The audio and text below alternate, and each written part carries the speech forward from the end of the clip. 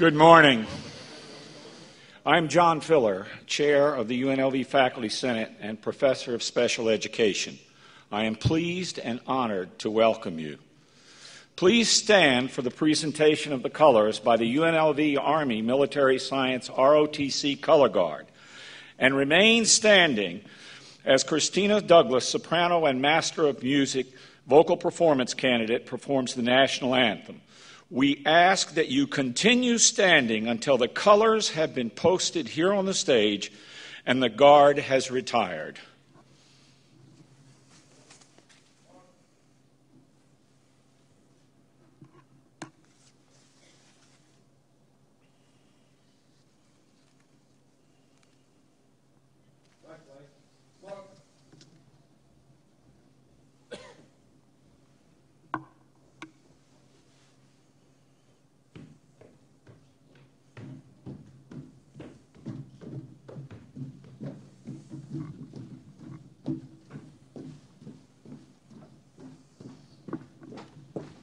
Mark time. Mark. Root. Halt. Left. Face. Present. Palms.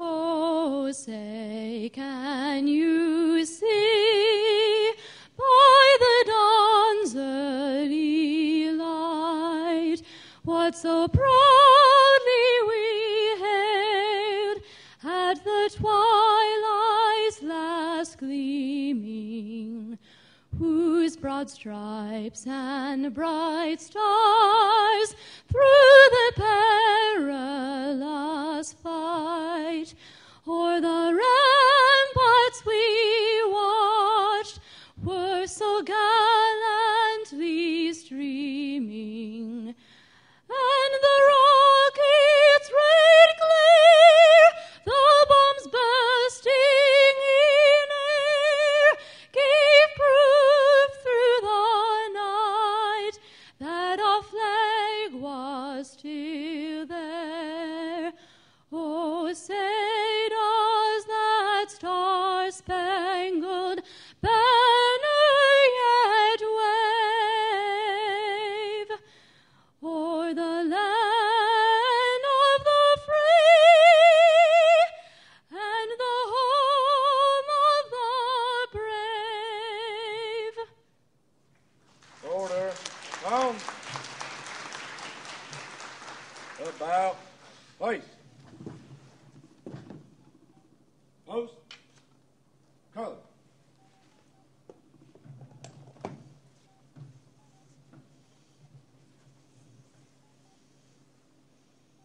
Ready, set, present, home,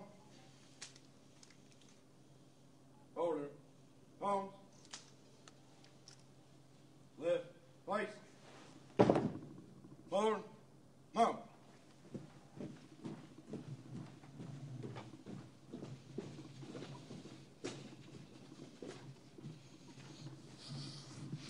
Thank you. You may be seated.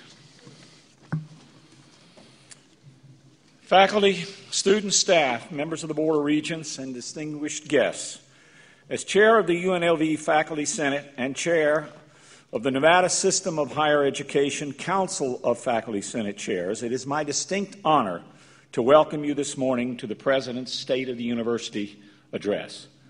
This is a time when we come together as a campus community to officially celebrate the beginning of the new academic year. As the program begins, I would like to introduce some of the members of our platform party and special guests and ask them to stand. Please hold your applause until all have been introduced. Joining us today as members of the platform party are several key community stakeholders who play an instrumental role at UNLV. I would ask that as I call your name, each of you stand and be recognized. John Osiagera, Nevada State Assembly Leader. Regent Jack Schofield. Regent Cedric Creer. Former Regent Thalia Dondero.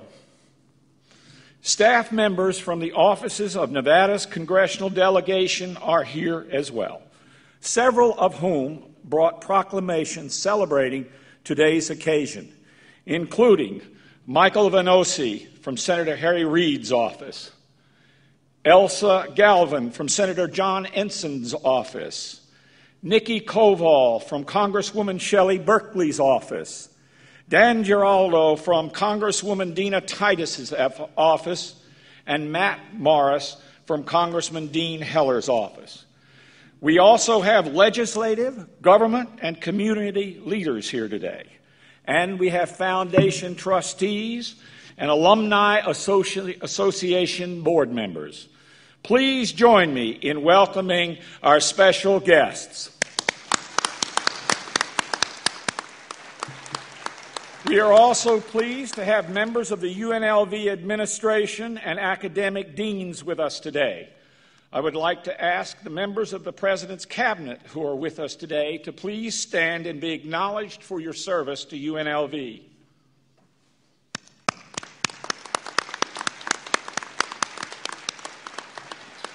Now please join me in welcoming our academic deans. Deans, please stand and be acknowledged for your service to UNLV.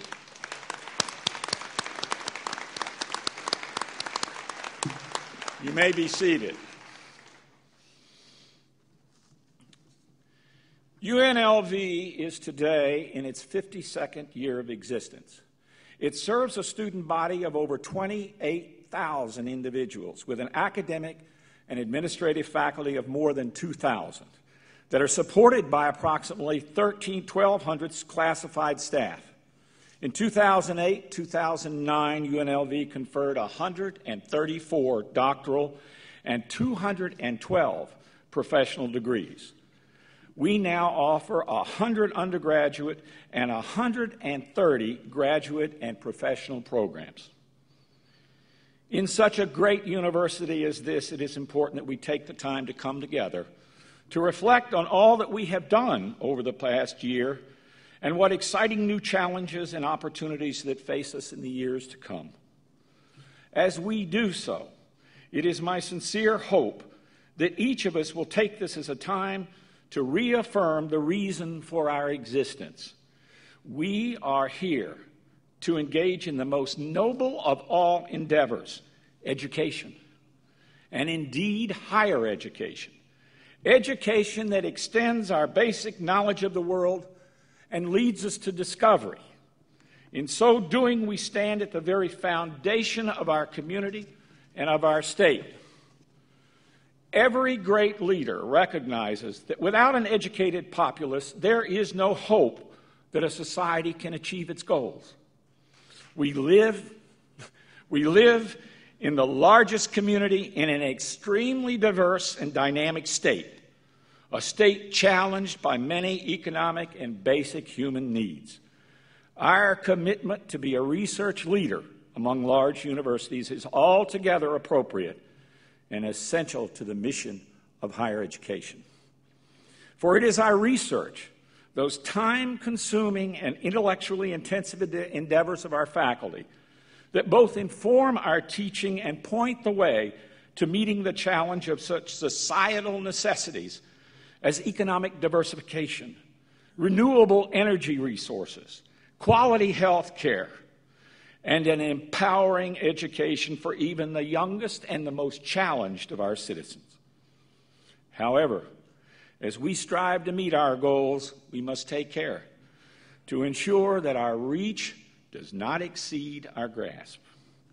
Our efforts will be made easier by the awareness that our accomplishments and our good works are collective. We are a community of collaborators. Most of us here today would agree that our students and faculty are the center and soul of our university. But we must also have leaders that reinforce the notion of cooperation. Dr. Neal Smatresk has committed himself to an administrative model of collaborative governance that allows the faculty and student body to fully participate in shaping our future.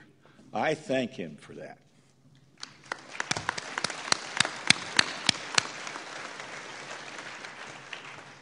Important though we are, we faculty, we classified staff, and we students must keep in mind that we are temporary students who hold this precious place in trust for the people. UNLV belongs to Nevada and to the greater Las Vegas community. Thank you. It is. Thank you. Without the participation and the support of a dedicated and concerned community, we are lost. We cannot achieve goals, no matter how noble, unless leaders from both public and private actively and publicly support our efforts to do so. With their support, our aspirations are easily attainable. Our benefactors are critical members of the collaboration that makes UNLV work. They are as much a part of UNLV as are any of us. I will close now by asking you to join me in welcoming the 9th president of the University of Nevada at Las Vegas, Dr. Neal Smatresk.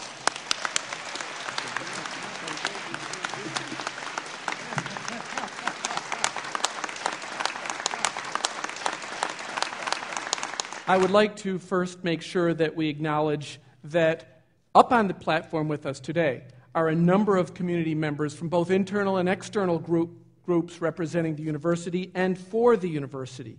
I'd like to introduce Mark Fine, chair of the UNLV Foundation Board of Trustees, the man with the capital plan, Jeff Knight, president of the UNLV Alumni Association, Cornelius Eason, president of the Urban Chamber of Commerce, Irene Bustamante, president of the Latin Chamber of Commerce, Adam Cronis, our student body representative, Kyle George, graduate and professional student body vice president, Deidre Lufer, our chair of the Classified Staff Council, and Shelley Brattain Mazzella, chair of the Administrative Faculty Committee.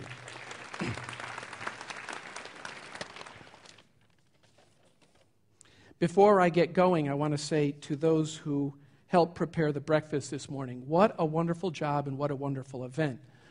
We transformed part of our mall into the UNLV Mall Bistro. We had a wonderful breakfast, and I want to in particular say that many people were there helping us, the music department, parking services, photo services, public affairs, Rebel Recycling, a host of people, but especially I want to acknowledge and give a special shout out to landscaping ground staff, not only for the creation of the wonderful Founders Wall, but for all they do to make this campus beautiful and the hard work they took in preparing today's breakfast.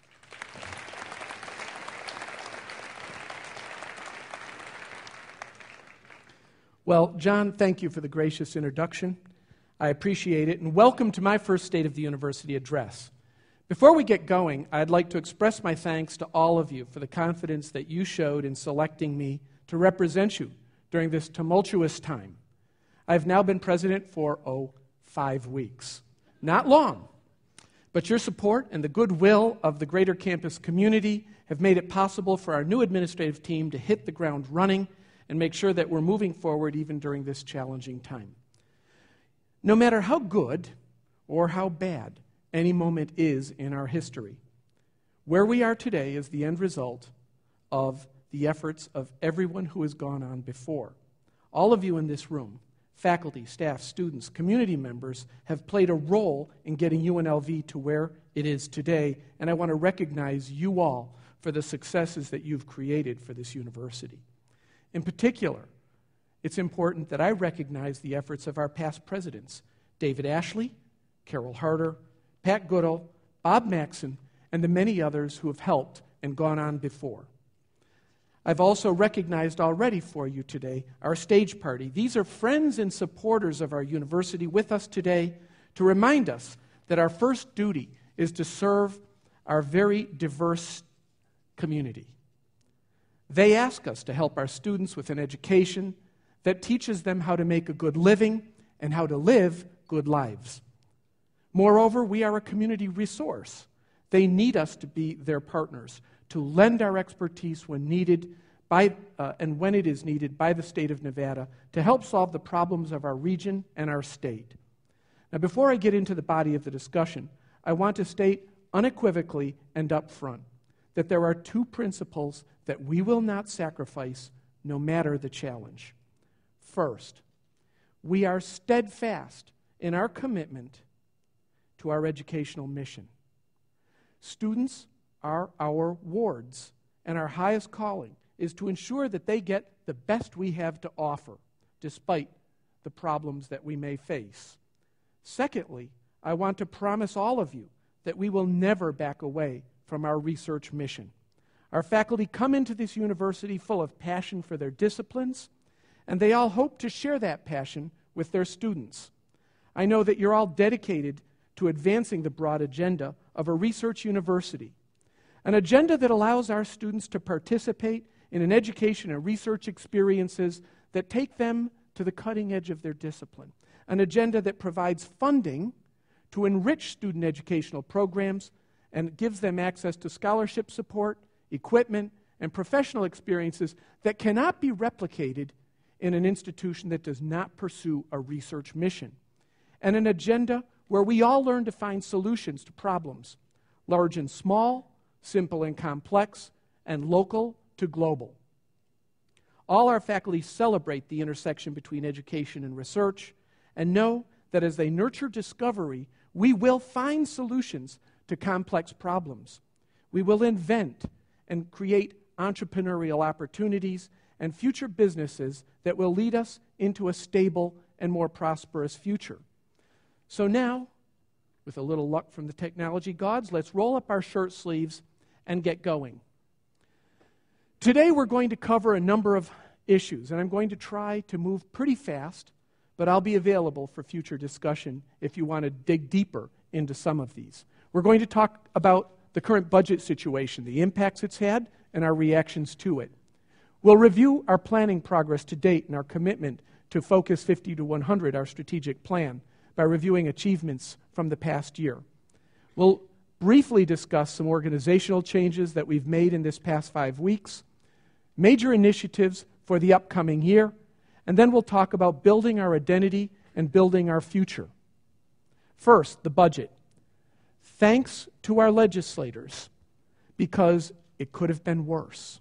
You all recall that we started with somewhere between a 30, 40, or 50% budget cut, depending on who you listen to and how we applied the formula. We received a 15.4% cut. That's $32.8 million a year. For those of you who think everything's fine and that we're okay, the answer is we have been cut to the bone and deeper. These are serious cuts, and we would not have been able to weather them, except that when I got here two and a half years ago as a brand new provost for this institution, Jerry Bomani took me under his kind wing, and he said, "Neal, welcome to UNLV. We're going to cut the budget." Because he'd looked into the crystal ball and he realized that our economic future was shaky. And so, working together, we began to do the work we needed to make sure that we could walk away from the landing that this biennium has created in tough times. We managed to distribute the cuts unequally. The non-academic portion of our community took approximately half the cuts, about $16.4 million of the cuts. The academic portion of the community took the other half. The academic budget is 75% of our total budget. The non-academic budget is about 25% of our total budget. In other words, the non-academic side of the house took almost double the cuts. So for those who are concerned and worried about the services that we obtain every day, I will say it's a miracle that we're still able to function at the high level that we are, and I congratulate all of you who have worked so very hard in facilities, in the business offices, and in many of the non-academic support areas, because we're still doing better, in some cases by working smarter and in some cases because we're picking up the work of unfilled lines that have been left behind. On the academic side of the house, we also took very severe cuts. We can count and score the losses by the people who aren't in the room with us today. We've lost 100 faculty positions. Those aren't empty lines. Those are actual positions. About 10% of our faculty population is gone. We lost over 250 staff and academic support positions. These are serious cuts. They're cuts at a time when our enrollment's going up. Now, whether that's the economy or our improved admissions processes, it doesn't matter. We have, once again this year, our largest, smartest freshman class ever. And that's great news. And that class will be retained in higher numbers than past classes. But that means we're doing much more with much less. Our faculty have stepped up. They're picking up extra coursework. They're expanding out seats in their classes to make sure that our students are going to have access to the education that they came here for. And so far, they're doing a wonderful job. For all that you're doing, faculty, staff, advisors, I thank you from the bottom of my heart. We could not get through this challenge without your efforts and without your commitment to this institution. But we're not the only ones who've been hit by this budget crisis. Our students are paying more to attend this university, and they will probably pay yet more in the years to come. Now, there are many different ways you can look at a fiscal crisis. We were hoping this was a 2-year problem. We could hold our breath, pull things together for a couple years, and bounce out the other end and build. I don't think anybody in this room any longer believes we're in a 2-year fiscal shortfall. Come next biennium, when the stimulus and stabilization funds are withdrawn, we will still have a deep revenue hole to fill. And it's going to take commitments from our legislative friends, our communities, who may in fact have to help us create new revenue streams, and our students in order to weather the next biennium, which we believe will look much like this one. So we are currently expecting this fiscal situation to be a 4-year situation. So we're past the point where we can just kind of ignore the problem and wish it away, and we need to begin responding, and perhaps responding aggressively to the challenges that lie in front of us. What have we done in this university to prepare, not only for this biennium, but for the next? Most of you in this room know that in every unit on our campus, we're reviewing our programs, their efficiency, we're evaluating them, and we're considering elimination of programs. You can't lose 10% of your faculty and still expect to be the same institution. Now, the first part of any cutting cycle is generally healthy, even though we'd really like the money. The healthy part comes in as a university. We've grown very rapidly, we've added structure, not all of the structure that we needed, and we have an opportunity now to trim, to prune, and help us grow stronger into the future. But with even more cuts, we have a more serious and critical challenge in front of us. We need to preserve the core of excellence and the high needs programs for our students that give us national reputation and that make this university great. In order to do that, we have to make sure that we're allocating funds to those programs and that we're no longer going to allocate in areas that don't lend immediately to our highest priority needs. This is a difficult exercise, but I encourage you to take it very sincerely, because we will be looking at means for preserving the core by no longer investing in certain areas of this university.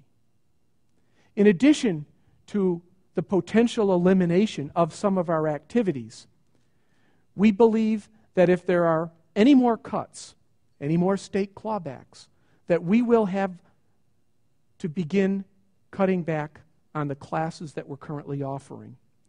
Our deans have a part-time budget that's been reduced twice in the last 2 years. We've reduced our part-time instructional budget 30%. It is the most efficient classroom delivery portion of our budget, and right now, any further cuts from this institution will threaten our ability to continue to offer those classes and will almost certainly result in limited class availability and potentially enrollment caps. I don't believe that this is a problem just for UNLV. I believe that this is a problem for Nevada State higher education. Now, before I start talking about the formula, I want to remind the audience that several years ago, about 6 years ago, we began to consider what the future of UNLV would look like. And we made conscientious decisions as a state, our legislative bodies made decisions, and our Board of Regents made decisions.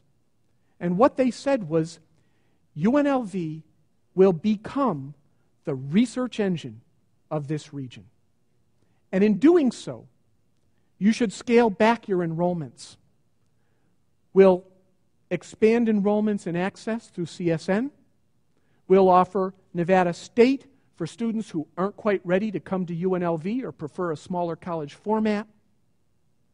And UNLV should focus on graduate education and high-value degrees that create a workforce that helps this region to move forward. And we wanted that vision. So we said we're going to have a quality model, not a quantity model for UNLV. There's only one little problem with that. The state's funded by a formula that pays us by the head. The only way we can afford very high-value degrees and expanded graduate programs is if we get enough money to actually teach those students. I'm going to give you an example. Where's Carolyn Yuha? Carolyn, stand up and wave at the crowd. Go ahead. Come on, Carolyn. She waved me off. Carolyn is our Dean of Nursing and Allied Health. She runs programs that this community is crying out for. We don't produce enough nurses to sustain health care in this region. Carolyn asks me on a regular basis for more money so that she can expand seats, so that she can continue to do the mission the state's asked her to do. And you know what I say to her? I say, Carolyn, every time I add a student in nursing, I lose money. A lot. It costs, the formula gives me about half of what it takes to educate a nursing student. And as Paul Jarley is fond of saying, you can't increase profits by expanding your volume on negative margins. Paul's nodding. In short, people seem to believe that we can produce Mercedes on a Yugo budget. In fact, the challenge is worse. The only reason we have the structure we have now is because we've grown like a weed. And just like the regional economy, which depends on an expanded base of housing to pay taxes forward to build the next generation of services, we too have been building off our growth. As we move into a more stable phase of our existence, our formula does not serve. I'll say that one more time. The formula does not serve.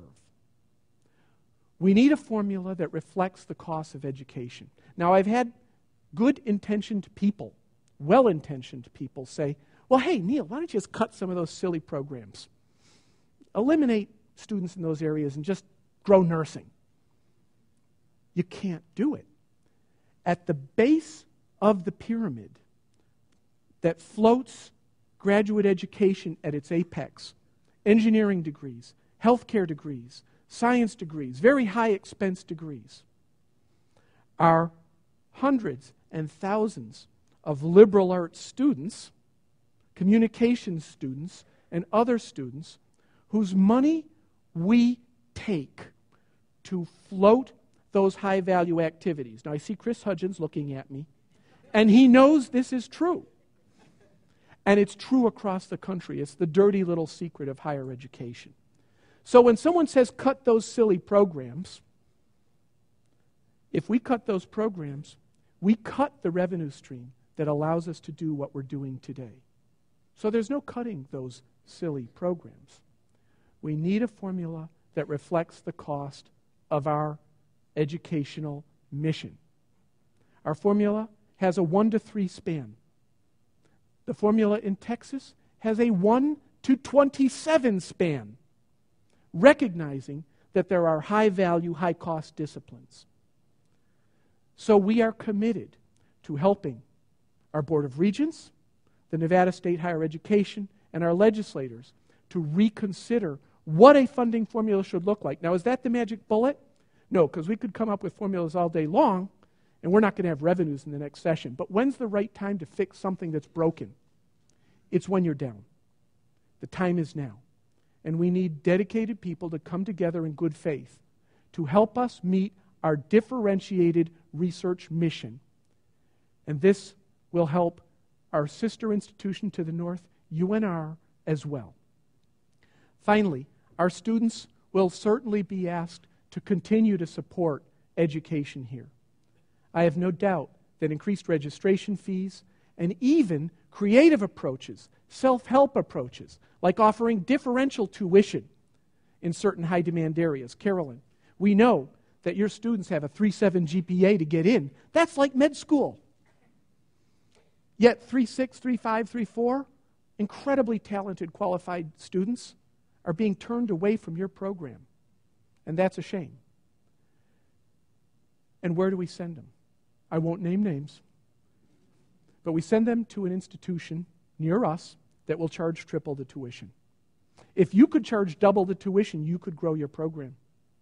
And I'd love to help you do it. We need help, self-help, in being able to offer differential tuition for high-demand areas because we know the revenue streams won't be there in the next biennium. The formula won't refill. And oh, by the way, the formula, which has been funded at about 85%, this year funded, Jerry, 60? Ballpark? Jerry's waving his hands, which means I'm wrong. So even with our currently flawed state formula, we're only funding somewhere in the range of 60% of it. That's desperately bad. We need creative solutions to these challenges. And most importantly, we need our community, our Board of Regents, and our legislators to help us with these challenges, to create access so that we don't have to close the doors. Let's talk briefly about administrative reorganization. Lest you think the cuts were all on the backs of classified staff, business offices, and faculty. Administration has been shrinking. When I got here, the administrative budget was about, administrative support budget was about 6% of the total budget. Typical university, it's about 12%. We were lean already. It's now about 5%, and it's shrinking. We've asked all of our vice presidents to take very large cuts in their budgets. And again, they're doing great work in reorganizing. In the central offices of the president and the provost, we have reorganized. We're working with fewer staff. We think we're more efficient. We hope you find the service that we give you to be good. But do bear in mind, we are working with less people than we have in the past. We have some cabinet changes. We've eliminated the assistant to president position. We have vacated our Vice President for Diversity and Inclusion position, and I'd like to talk about that, just in case anybody hasn't been reading the RJ. If you look around at our student composition and our faculty composition, it will be apparent in a moment that our composition doesn't reflect the composition of the region around us. And we know that. And we know we have to do better.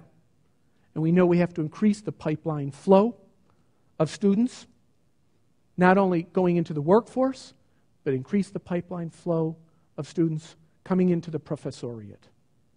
And in order to do that, we have to have people who care, who can engage our community, who can raise funds, who can interact with academic programs, and thus we will be filling the position for the Vice President of Diversity and Inclusion.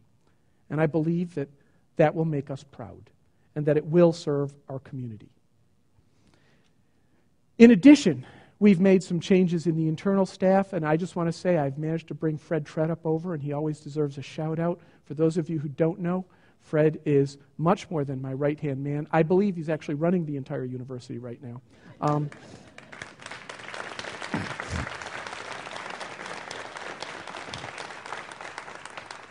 And as Chief of Staff under his able leadership, I know that we have a caring interface that will be very attuned to making sure that when people walk into our offices, they're treated with respect, they're treated promptly, and that they are able to get the services they need in direction to the support that they want.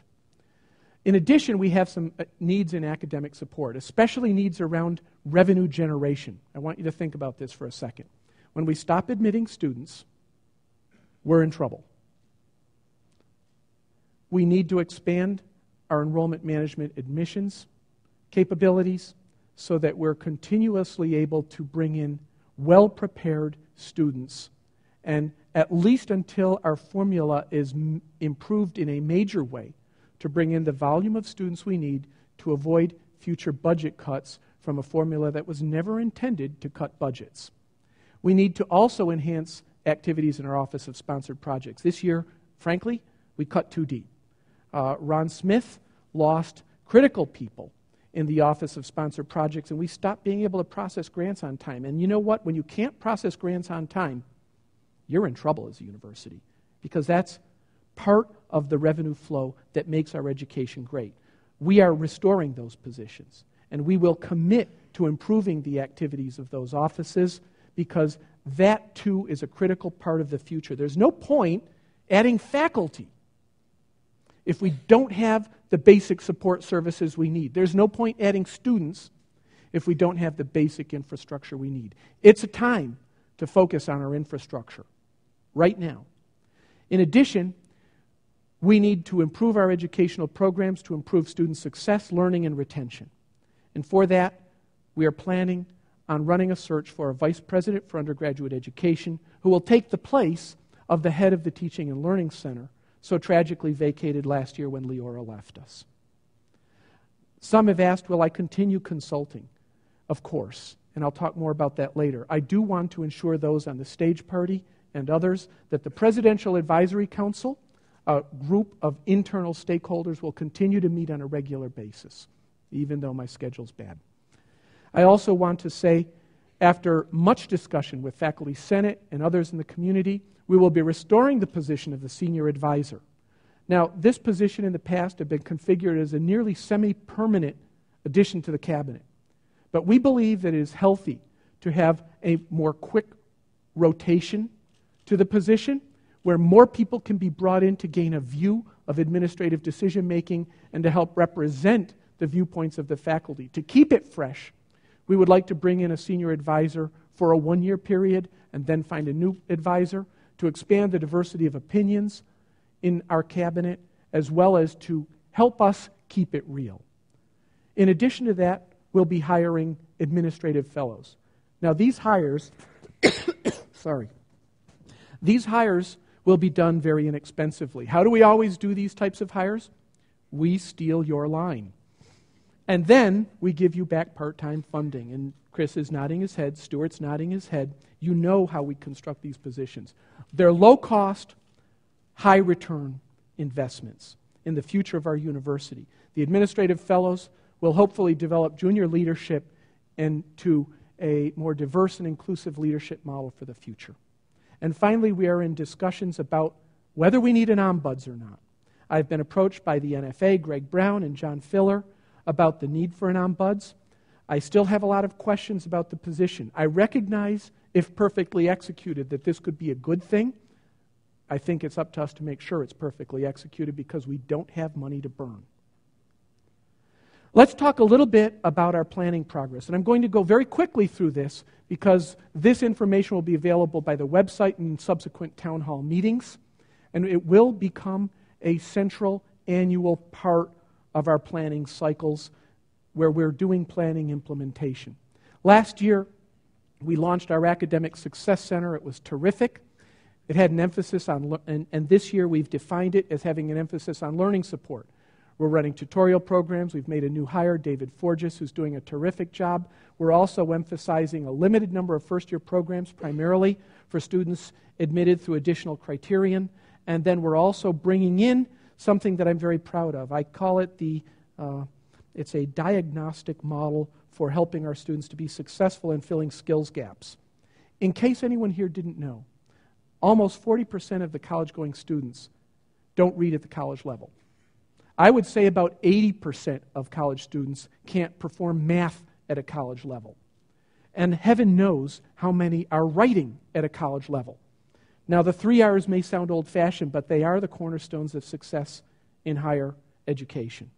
And so as our students come in the door, particularly when we are aware that they didn't achieve at the highest level, we need to diagnose their skills gaps, prescribe custom solutions to them, and fill those gaps, treat those gaps early in their educational experience. We have our reading diagnostic done.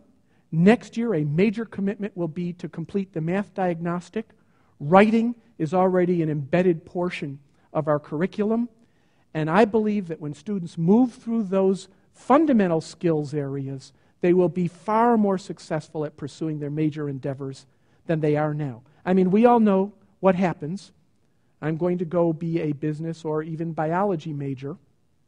I come in with a weak math background, and I'm phobic. I don't take math till my senior year, limp through it with a C, and graduate. Now, what good has that done anybody? How about instead we give our students confidence and the analytical skills and the quantitative reasoning skills that they need up front so that they can run further and faster towards their career goals and making a good life for themselves.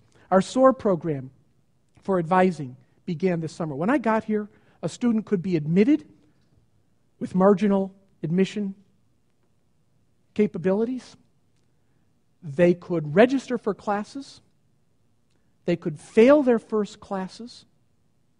And they could leave the university at the end of first semester without having talked to one advisor. This year we changed that. Advisors in the audience, would you stand up for a second? All of you in advising and SOAR. Stand up. Stand up. Thank you so much for what you did through SOAR advising orientation activities this year. Thank you so much. Our entering class this year for the first time was fully advised prior to registration, and they're off to a better start. They will receive early warning and mid-semester grade reports so they know if they're struggling. And I think that these are simple changes, but profound changes that are what we need to do to care for our students. Our enrollment management group, led by Juanita Fain and Suzanne Espinoza, have done magnificently over the past year as we've begun to employ IT solutions. The Hobson's Customer Relations module, that's inside talk for all of you. It means really effective electronic communication with prospective students, custom tailored to their interests. Our electronic application, our ability now, as we launch next year, to use non-cognitive variables, writing samples and other things, to gauge motivation and college ability, and not just subject students to a single monotonic filter, the GPA, so that we can judge student success in more sophisticated ways. I think these are incredible changes, and they're leapfrog technologies that are going to put us on the cutting edge of university admissions nationwide. We have worked hard to improve transfer and articulation with our community college colleagues, and we're working, even as we speak now, on programs like dual enrollment, much more crisp major alignments so that students don't waste credits as they move into the university. And I believe that these changes will increase our transfer flow and the success of transfer students. By the way, transfer success, tremendous this year. Our transfer student population was up 12%, our entering transfer population. That's how it's supposed to work. So that's what we did in education. In research, okay, in every plan, your reach should exceed your grasp. And our research folks on the planning implementation team last year were pretty darn enthusiastic about what we could do, and the budget hadn't quite sunk in yet. To be brutally honest, much of what we hoped to do with research, much of what we hoped to do, cost a whole lot of money. Our top priority, increasing grad stipends and the number of graduate students who are funded.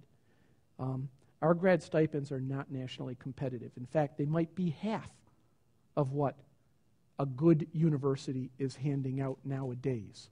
We have to do something about this ultimately because we will be judged by the quality of our graduate students moving forward. Now, the remarkable thing is that we've got students like Kyle George sitting on the stage here and Jessica Lucero, and I don't know if she's here today, who are just gifted and who are doing marvelously. And they're drawn to the university because, for example, they might get a chance to work in Clement Heskey's lab with those giant stainless steel toys that everybody's so impressed with.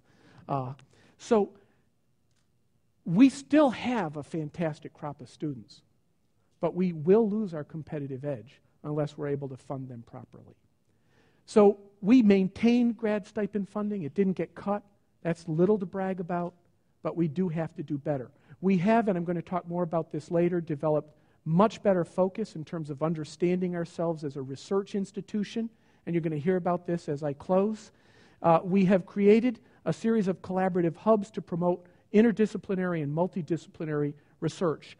They are not college-based.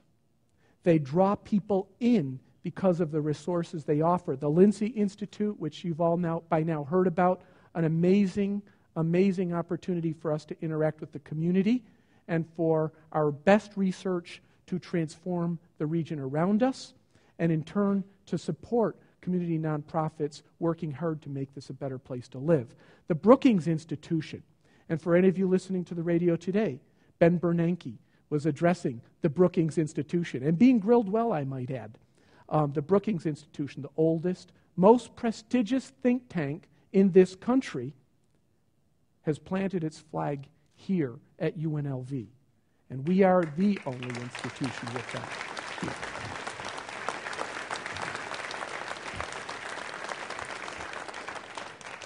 It's an incredible coup for us, and I'll say with some small delight, an incredible loss for Arizona State. And in the past year, we reorganized the Harry Reid Center to recognize that we need a continuing commitment to our sustainability and hard infrastructure efforts, water, radiation, energy, public land use, transportation, huge needs of this region, areas where we have much to offer, areas where we can build productive research endeavors in that take very, very interactive and complicated teams to be assembled. In addition, we've made several really great faculty hires. Obviously, we didn't have a quantity model last year. We couldn't hire much because we had to take our cuts from vacant lines. Where we did fill, we made incredible hires. I see Mary Guinan nodding. Public Health made some marvelous hires. A scholar in American Indian history hired this year. Fantastic new hires in biology. I could go on. Architecture, a new director who's going to help us build a sustainable architecture program that matches the needs of this region. I think we can look at the few hires we made. Oh, and by the way, a Brookings Senior Fellow, Rob Lang, who will not only head up the Brookings Institution, but will work with Chris Hudgens and as a tenured professor in sociology. I mean, this is just incredible. Solid hires and a way to build even when times are highly restricted. And of course, we've also added in our research some new accountability measures for GA assignments. We weren't using those funds quite as well as we should have, and we're going to have to focus them on the production of PhDs because when you have a limited resource, you need to use it wisely. Finally, in infrastructure. Now, Jerry headed up the infrastructure committee, and the report he submitted to me was 21 pages long. And I'll paraphrase. Infrastructure good. We've just announced yesterday, Integrate Go Live. Integrate team, this is the largest, most complex IT installation in Nevada history. You should be congratulated. You are under time and under budget. Now, for those of you who don't know what Integrate is, it's a new student information system. I will tell you, installation of student information systems has brought many a noble university to their knees, but not us, because we have a terrific team that's doing their day jobs as well as running the Integrate installation. And this will, in plain terms, this will provide much better student services, much better processing, better transcript availability, better registration, better class tracking, and a host of fundamental data capabilities that are very difficult to come by in our old legacy system right now. It is a major step forward, and we are piloting it for the Nevada system of higher education. We moved in and are moving into the Science and Engineering building and the Greenspun building, and we are also now in the sequelae of that, all the backfills that remain behind. These are exciting times, and that Science and Engineering building is another critical piece of the collaborative and multidisciplinary research I was talking about. Of course, the Greenspun building, a model of sustainability awaiting its LEED Gold certificate. Campus sustainability enhancements. All I need to say is Jerry's shop won the Cashman Good Government Award, and that's a statewide award in recognition of efficiency and economy and proper management of state budgets. It's a great deal.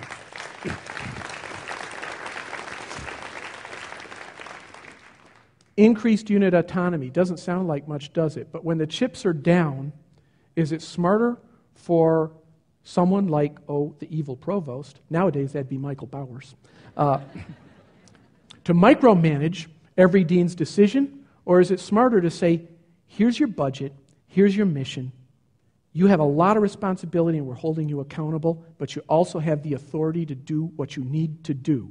And that is what we're attempting to do right now. And it's a tough exercise. Hats off to the deans for managing their funds and still delivering the goods. Great job.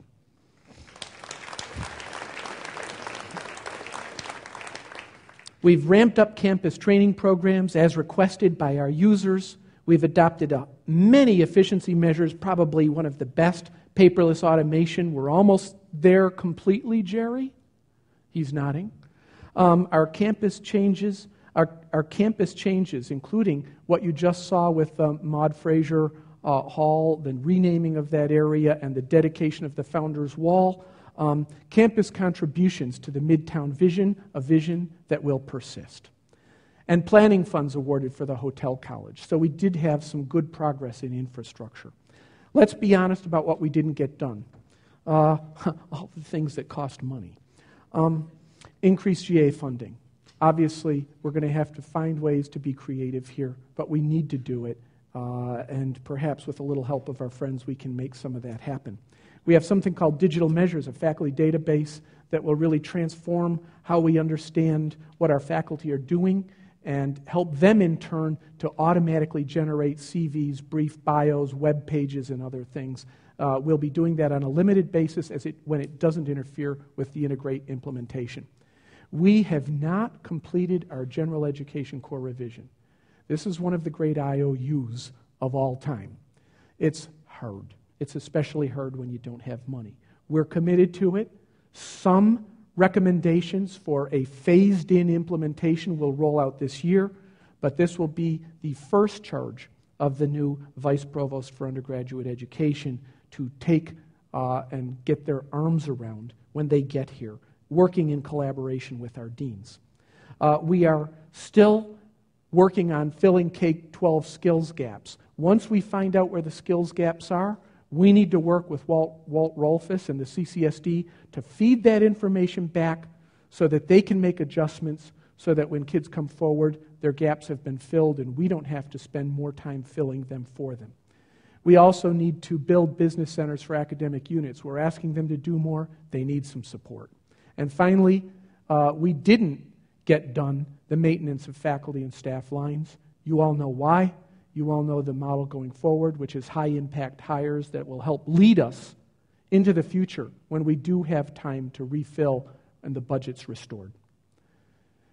So what will we be doing this year? I've already told you we're going to be working on the skill gap model for the Academic Success Center, and we'll generate a plan for general education.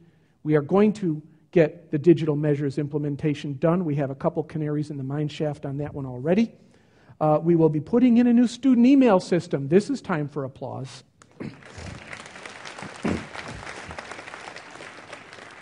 Our students will be, and anybody who wants to use Rebel Mail, will be migrated transparently over to a Gmail system. Yeah. I see happy students who are probably already happy they're going to be able to abandon their old Gmail accounts and abandon their old Rebel Mail accounts, and think about our ability to offer continuing communication through alumni as our students graduate from this institution when they're connected to something as potent, deep, and powerful as Gmail. And I hope that they're sending me a check for that endorsement. We will continue the integrate implementation. We're going to launch, having received the funding for and the initial go-ahead, the Lindsay Institutions and Brooking Mountain West initiatives. There will be announcements. You will be invited to come in and play. It's going to be something, I believe, that has something for every single unit in this university to pay attention to and to be involved with. Whether it's a human capital issue, a hard infrastructure issue, or an economic development issue, I know everyone can play. We'll also be completing our capital campaign this year. Right, Bill?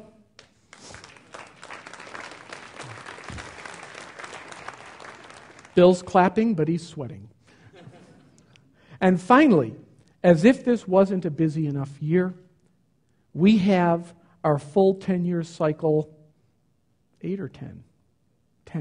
10-year cycle accreditation visit from Northwest this year, April 19th through 21st. This is an all-hands-on-deck drill, guys. I need help from all of you. They need to know that we're working hard. They need to know that our university is pushing ahead and that despite tough times, we are still making progress. So let's talk about our identity and our future. I talked at the beginning of this discussion about our commitment to students and their success. That has to continue to be our top priority, but I don't view it as a priority that is uncoupled from our research mission and identity. So that commitment, which enriches the lives of our students, creates research experiences, sharpens their ability to handle real-world problems, and makes them more marketable in their careers, have to be developed hand in hand, and now is the time to invest in UNLV as a research engine for this economy. Our region cannot advance. We cannot advance on one economic driver. We need more. It's a long haul. Look at what Boise State's done. Incredible economic development, 1,300 startups, because the university made a commitment to supporting R&D, tech transfer, research development, intellectual property development. We need to invest in R&D, to invest in this region. It was the glaring omission cited in the Brookings Mountain Megas report. And it's not because we're not trying, it's because we're young, we're the only research show in town, and we're dramatically underfunded. So we'll pull ourselves up by our bootstraps, but we also need some help and support, and we need to work aggressively with our community partners so that we can best serve this region. Some exciting things in our future. We are moving in on the deal for the North Campus, 2,500 acres or so. Probably enough room to grow.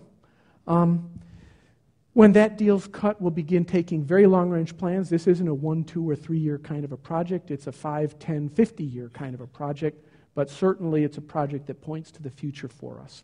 Our research park, which has lived through the worst of times, may now begin to grow and thrive as we begin to look for good placements of research active programs, governmental and otherwise, out onto that park. And finally, of course, our Shadow Lane campus, which is now affiliated with our health science system and will be looking forward to future growth, But if you haven't been out there to see our fantastic dental school and what those students do, I encourage you to go.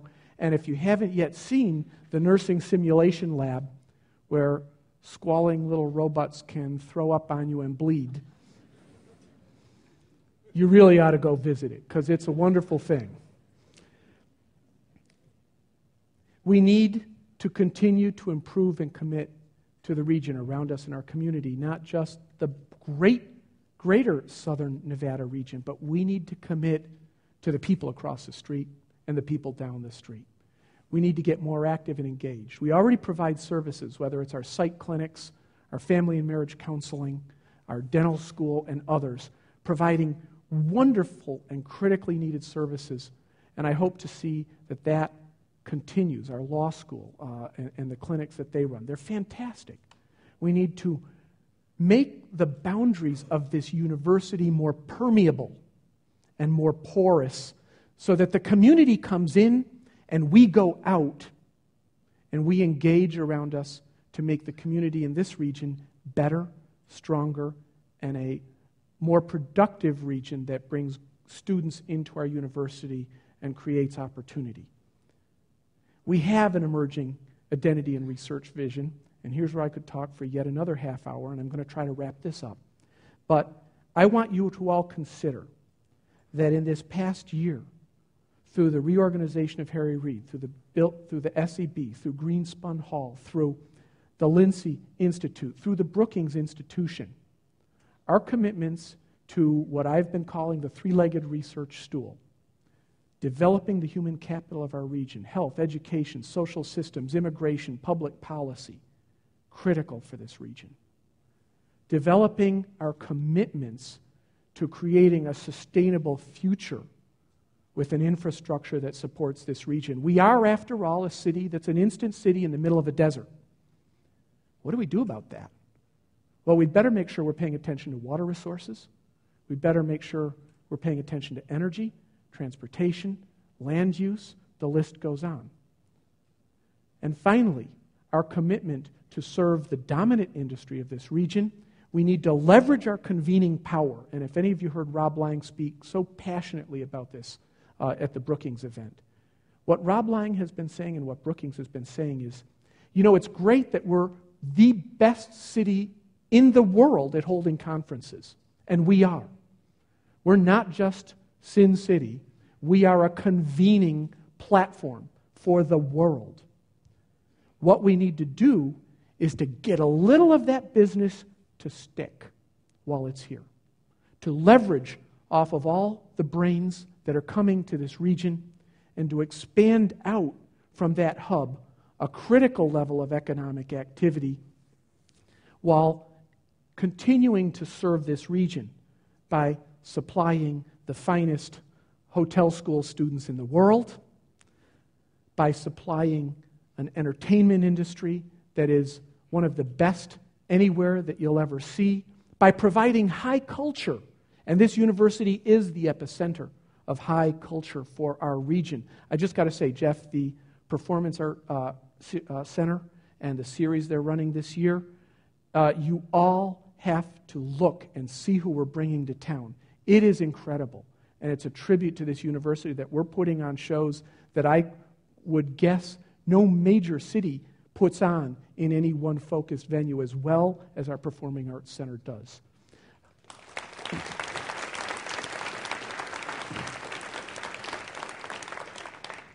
And we know that as we begin to attack the very complex problems that we need to do two things.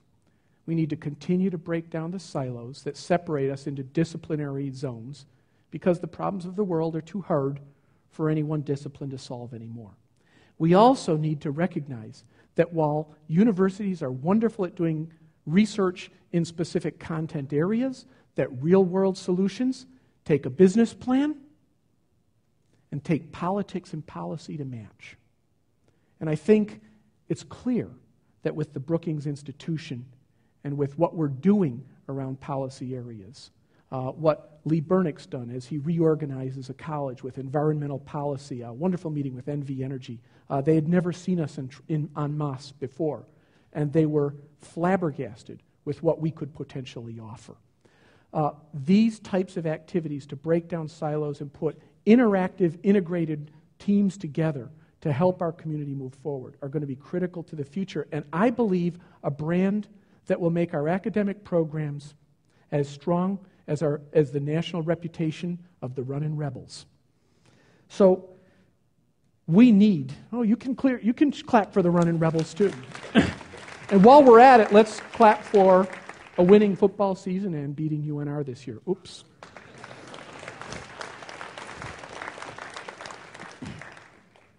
And finally, we know that we can't move this institution ahead without a little help from our friends. The community has come in over the past few months to tell us what they want. There is an incredible amount of pent-up goodwill for this university, and I appreciate it so much. Your enthusiasm and continuing belief as major stakeholders in the future success of this university is critical to our success. We can't do it without you. We need your help, your support, and your confidence in the future of this university as a nationally and internationally prominent center of learning. And we really appreciate what you help us to do and how you guide us with your insights from the groups that you represent. So with that, I do want to remind you briefly that I have learned already that one can never communicate enough. So in addition to the now, 35 media interviews I've done in 5 weeks, and by the way, waking up with the Wagners, you can see me right before 7. A limited engagement with the the former chancellor throwing softballs at me. I will be providing periodic updates from the president's office. We'll have town hall meetings as needed, and you can call them if you don't think I'm calling them fast enough. We'll be visiting stakeholder groups. I've begun this, and I'm on the treadmill right now, trying to hear what everybody has to say. We'll be doing open table luncheons at the Student Union in the Commons. Drop by. Your cabinet members and deans, they're really your first stop for information. Don't go around them. Ask them what's up. They will communicate with you, and they're dedicated to high-fidelity communications from central administration to you. And, of course, we'll be continuing our planning discussions. If you have questions and concerns, send me an email. nealsmatresk@unlv.edu. And before I end,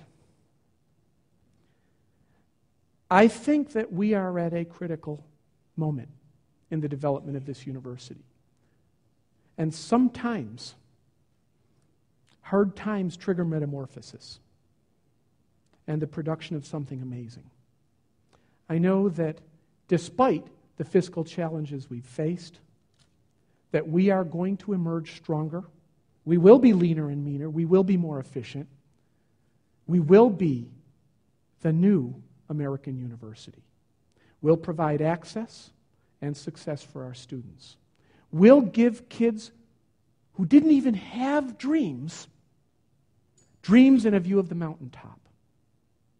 Working together, and there's never been a time when it's more important for us to all work together. We'll ensure a great future for this university, a reputation that we can all be proud of, and the continued success and prosperity of this region. And that's our commitment, and I ask you to join me and the many others who believe in this university to make that dream come true. Thank you.